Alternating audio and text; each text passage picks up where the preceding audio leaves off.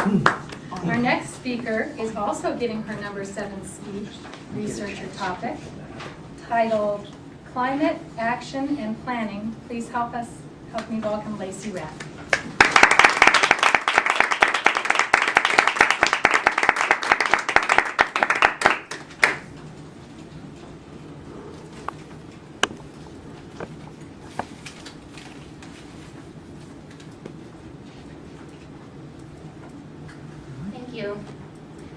I'm sure we've all seen the bumper stickers or the posters before that say, think global, act local.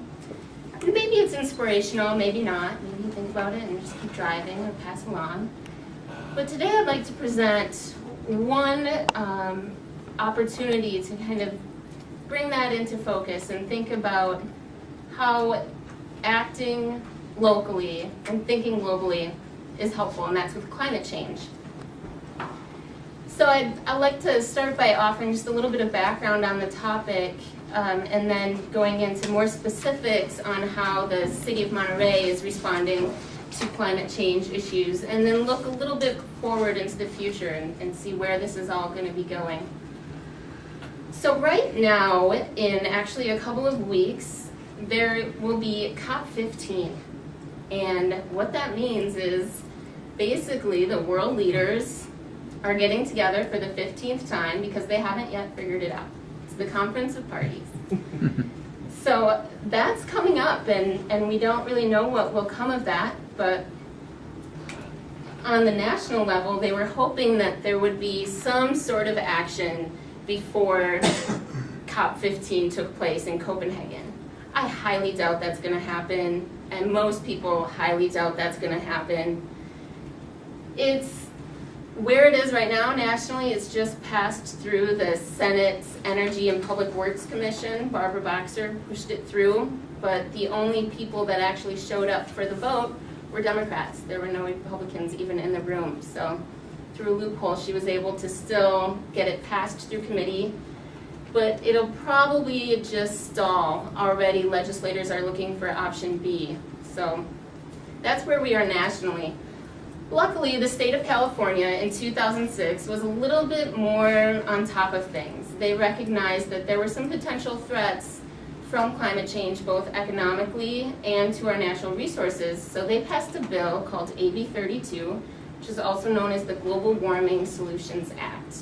What this did is it set a policy for the state to achieve reductions in greenhouse gas emissions by the year 2020 to be 1990 levels, which is essentially a 25% reduction in emissions, what they are right now.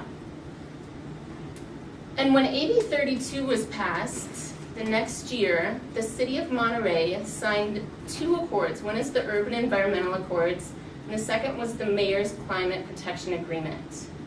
So we can see as we're going along that there's this broader effort at a global level, there's a national effort. We've had a little bit more success at the state level, and now we're going to be moving on to what the City of Monterey is doing right now. After AB 32 was passed and after the mayor signed the Urban Environmental Accords, the city began writing its Climate Action Plan. And I'd like to describe a little bit more about what the Climate Action Plan is. It's still in process. So what the Climate Action Plan did was it first set a baseline. We conducted an audit of what the city was emitting in the year 2005.